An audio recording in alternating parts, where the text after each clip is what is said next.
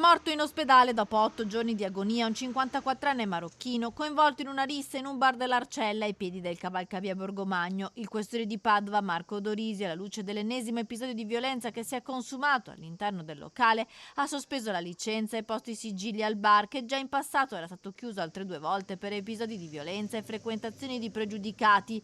La polizia era intervenuta il 29 giugno dopo la segnalazione di una lite tra 2 clienti nella quale aveva preso parte anche il marito della titolare del locale. La rissa era scaturita da un diverbio per l'utilizzo delle slot machine e il presunto ammanco di alcune monetine.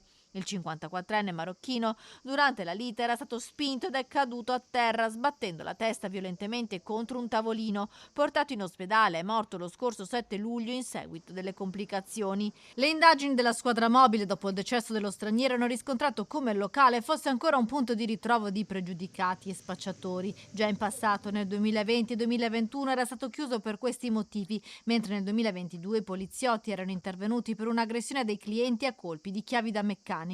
Per i residenti la situazione critica è cosa nota. So che succede di frequente, ecco.